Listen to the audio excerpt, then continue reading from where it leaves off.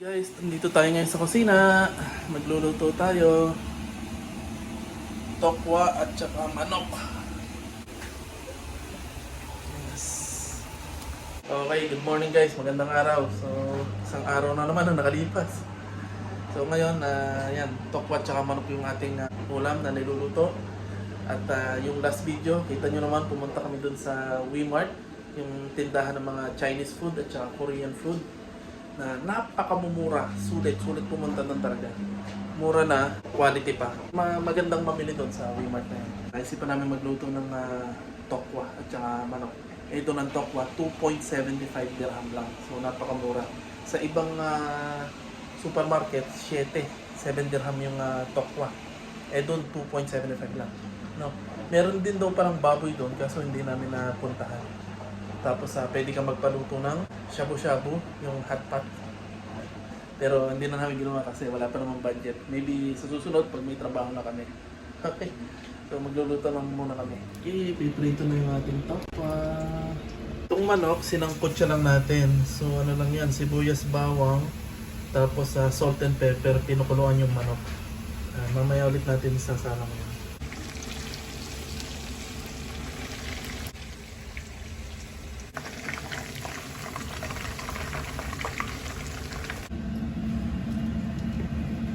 Okay, naiprito na natin yung manok.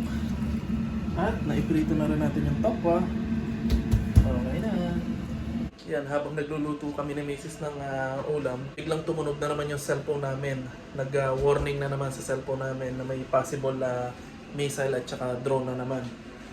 Akala namin tapos na kasi nung isang araw, walang warning. Tapos kahapon, alas 3 ng madaling araw meron. Tapos ngayon yan, 8:30 may warning. Ibig sabihin, may atake na naman. Pero hindi dapat mag-alala kasi nai-intercept naman lagi yan ng defense ng UAE. Ang warning lang is para dun sa mga debris kasi. Mga debris, yung mga falling objects ng galing sa mga drone or missile. So delikado yun, baka mapatakan ka, na-aksidente ka. Kaya pinag-iingat ang lahat dito pag may warning. So okay naman dito, tuloy yung operasyon. Safety naman, safety. Hindi naman yung may gera o kaguluhan, wala yun. Nagwa-warning lang sa cellphone namin para mag-ingat kasi may posibilidad nga yung mga debris na aksidente o tamaan ka. Pero ayun, although yung mga company apektado rin kasi nga hindi pa normal yung sitwasyon. So yan, nakikiramdam pa rin sila. Okay? Pero hindi dapat mag-alala. Pero akala ko tapos na, akala ko peaceful na yung akala ko back to normal na, tapos biglang mag-a-alarm yung cellphone mo. Ibig sabihin matatagalan pa rin at yung airport hindi pa rin magiging 100% operational. Yan bro. Wow. Taob na naman ang bangka nito. Si Mrs. nga pala nagluto niyan. Palagay mo masarap? Ito, masarap to. Siya yung naka-schedule na yun.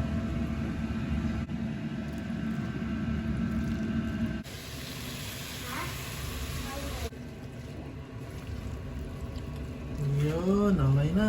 Finish product na. Guys, kain na. So ito na yung naluto na ulam. Chicken with tokwa. Si Sky, kakain na. Hi Sky! Hi. Sana si Mama hindi na nanonood ng drama. Yan o. Bakit? Puro drama si Mama? Apa? Okay guys, kain muna tayo ha. Okay, tikman natin yung luto. Tokwa.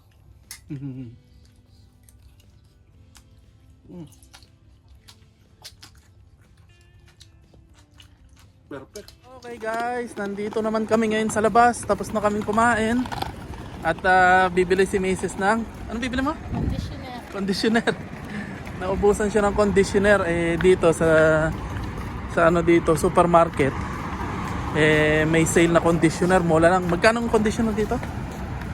650. 650 ilang liter? Oh, gram. Isang ganyan. 750 yata yun. Ayan, may mura ditong conditioner. Dito tayo bibili.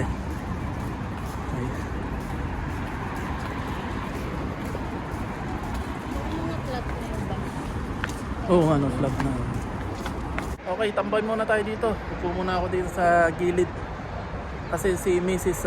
Pupunta dun sa supermarket at bibili nga ng conditioner. Hindi na ako sasama. Baka may makita akong kaaway dun kasi doon nakatira yung kaaway ko na nagpatanggal sa trabaho. So tambay muna tayo dito. Tapos si Sky nag-scooter, naglalaro.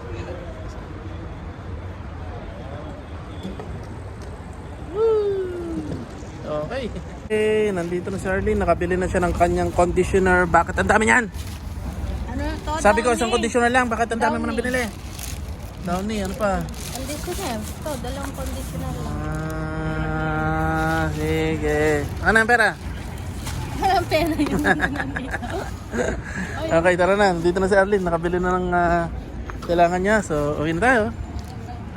Mama, gusto raw ni Sky na mag-Jollibee. Kain na lang. Tanda pa niya. Dito tayo, dito na. Sige. Kalimutan ang sinabi na kagabi. Naku, patay tayo dyan. Sinabi ko daw na magja-Jollibee kagabi. Nakalimutan ko nga naman.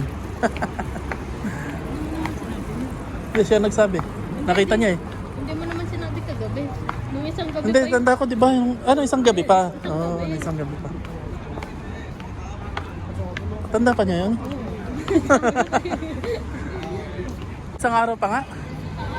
Isang araw pa no? Natandaan pa niya? Okay, oo nga. Guys, ito na yung Jollibee. Ewan ko paano natandaan ni Sky nung isang araw pa namin to nabanggit. Tara. Baka makasingga pa. Ay, buksan mo, Paul. Ito po, ang order ni Kamahalan. Kain na po. Kain na po, sir. Sabi ko, wala Happy? naman. Happy? Ay, ba't ka nang binigay? Diba spaghetti ang pinagod? Happy, kailangan na happy. Oh, hi mo na, follower. Oh, paano ko magiging happy? Ay, kumain ako, namaya. Natira mo ko yan. Approve.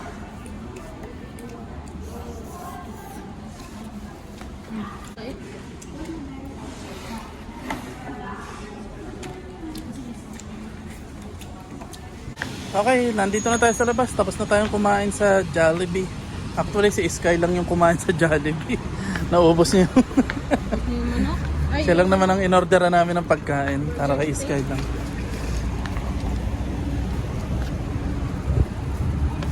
Tayo dumaan kasi mainit.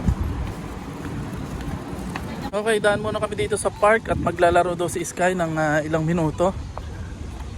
Laro muna siya dyan. Kami tatambay muna ni Mrs. doon sa may lilom.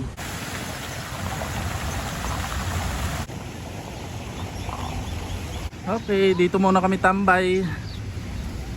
Habang iniintay si Sky. charging station pala ito. Wow, iba talaga sa bansang to. Tingnan nyo. May charging station ng mga wheelchair na electronic na wheelchair. Oh, di ba? Yaman. Dito, ang tawag sa disabled is people of determination. Di ba? Mas maganda. Sa Pilipinas kasi person with disability, di ba? PWD. Ayan, ang sitwasyon naman dito is tahimik. At kaninang 8:30 ng umaga, may message na naman, may warning na naman sa mga cellphone ng mga tao dito na may missile at saka drone na naman, pero nai-intercept naman yon. Kailangan lang mag-ingat, pumunta sa safe na lugar, and then after a few minutes magme-message na ulit sila na safety na ulit. So diretso naman ang buhay dito, wala namang gera, wala namang kaguluhan. Although yun nga, pinag-iingat kasi may mga pailan-ilan na drone at saka missile attack pa rin. Hindi pa rin nauubos yung kanilang mga bala. Pero sa isang araw, isa na lang. Hindi katulad dati, 3, 4, 5. Ngayon, pa isa-isa sa isang araw. Nung Friday nga, di ba, halos wala. Friday, halos wala talaga. 0 nung Friday. Tapos Sabado nung madaling araw, alas 3. Tapos Linggo, meron na ulit, no? Tapos ngayon, Lunes, 8:30 ng umaga. Pa isa-isa lang. Napakarami nang naapektuhan.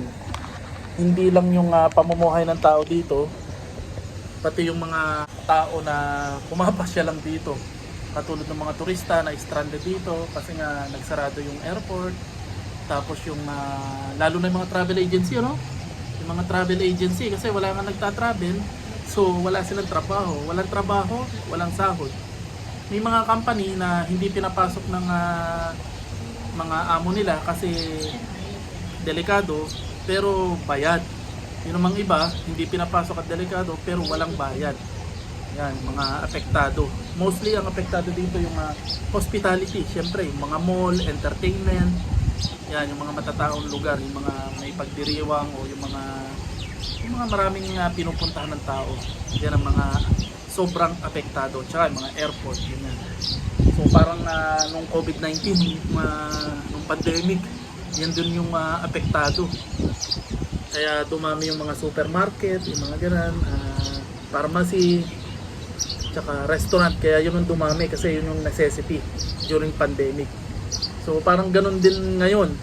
Ang pinagkaiba lang, pwede kang lumabas. Nung pandemic, lockdown, hindi ka pwedeng lumabas at may nakakahawang sakit. Sobrang hirap ng sitwasyon. Maraming delay.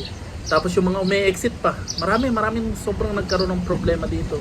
Yung mga umi-exit, kailangan umi-exit. Yung mga visit visa, yung mga naghahanap ng trabaho, kagaya ko.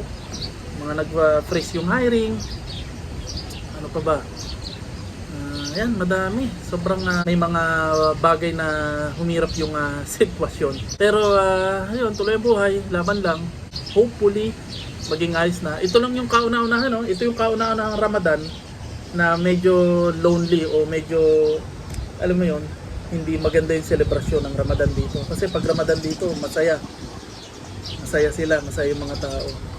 Ngayon, wala, malungkot ang Ramadan nila. Kailan? 19 yata? 19 ano? Sa 19, Eid na nila. So parang Pasko nila yon. So magiging hindi regular yung kanilang Eid. Magiging medyo hindi normal. Hindi kagaya ng mga nakaraang taon na masaya at saka maganda yung pagdiriwang nila ng Ramadan at saka Eid. Kaya sana matapos na to para pati ako problemado. Kasi wala naman kami pinagkukunan ng pera. Basketball court dito, araw-araw, kada hapon at umaga, marami naglalarong Pilipino dito. Punong-puno. Doon yung isa. Yun, kulay orange. Guys, tinan nyo, meron ditong wild duck. Mababait sila dito. Ayan o. May wild duck. Tawag dyan sa duck na yan? Wild duck. Wild duck, hindi flamingo. Katulad ng flamingo, nakakalipad ng bababa. Ang fighter jet. Eh ito? Taas. Taas? Parang aeroplano. Sige. Sige, balik ka na. Pwede ka na maglaro. Sige, Bye.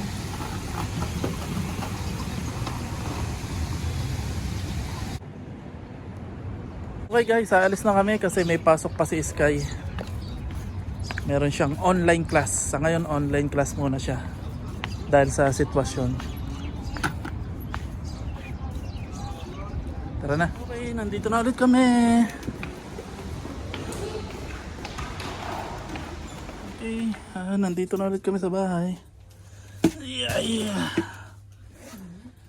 Alright. Okay, nandito na ulit kami sa bahay. Napakainit na sa labas. Umpisa na talaga ng summer dito sa UAE. So ngayon naman, iintayin ko yung kaibigan ko kasi sabi niya gugupitan niya ako para makalibre ako. So pag-i-eksperimento niya yung buhok ko. Sa akin siya magte-testing ng panggugupit. So hintayin ko siya, baka maya-maya nandito na yan. Okay, pahinga muna kami. Okay guys, nakapaligo na ako at nakatulog na rin ako pero hindi pa dumadating yung kaibigan ko. Baka busy siya kaya hindi na siya makakarating siguro. Tapos ayan si Sky naka-online. Online muna ngayon si Sky habang may sitwasyon. So bababa muna ako kasi nakakainip. Okay guys, dito muna tayo sa labas. Tambay muna tayo. Papalipas ng oras. Nakakainip sa kwarto eh. Si Sky naka-online class pa. So mamaya pa yung lalabas. Pero susunod yung mag-ina sa akin dito. Nandito na kami sa labas. Yan, madala kami yung pagkain. Si Sky. Ayan. Ito muna kami sa labas. Magpapalipas oras. Maglalakad-lakad. Kasi hindi natuloy yung aking pagpapagupit. At hindi dumating yung aking tropa. Alright, nandito na kami sa park at kita nyo naman, ang dami naglalarong basketball, puro kabayan. Ayan.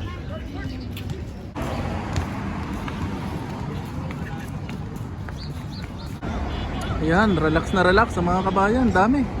Pero pag may nag-alarm sa cellphone, magtataguan yung mga yan. Okay, tambay muna kami dito sa park. Kanina, habang papunta kami dito sa park, may nakita kaming kabayan, may ibang lahi na jowa, nag-aaway sila. Medyo nagiging physical na, kaya umiwas kami. Tumisigaw na yung kabayan. Anong sabi niya? Give me space, give me space. Eh hindi naman alam nung ibang lahi yung give me space. Kumbaga, iba kasi yung kultura ng ibang lahi, lalo na Arabic, sa pag-ibig, kumpara sa kultura ng pag-ibig sa atin. So magkaiba yun. So sa atin, pag sinabing give me space, eh, ano ba ang ibig sabihin ng give me space? Bigyan niya ng oras, magpahinga, o kaya yung mapag-isa. Pero hindi alam yun ng ibang lahi, kasi iba nga yung kultura ng mga ibang lahi dito, lalo na yung mga Arabic, sa relasyon. Yan. Kasi mostly yung mga ibang lahi, ang kultura nila sa relasyon is bigay ng bigay. Tapos pag nabigyan na yun ng babae, alahas, pagkain, pera, ibig sabihin kanila na, pag-aari na nila. Mostly ganun yung kultura ng mga Arabic na ibang lahi. Ewan ko kung ano nang nangyari, kasabay namin kanina. Medyo parang sinuntok na yung babae ng ibang lahi. Pinabayaan lang namin. Kasi baka madami pa kami sa gulo. Ano nila yun, away nilang magjowa yun. Papahinga lang kami dito and then maya maya uuwi na rin kami. So far walang walang warning. So far naman walang warning. Kanina lang umaga 8:30, di ba? 8:30 ng umaga, mga magnanay ng umaga. Okay guys, nandito na kami sa bahay, kakauwi lang namin.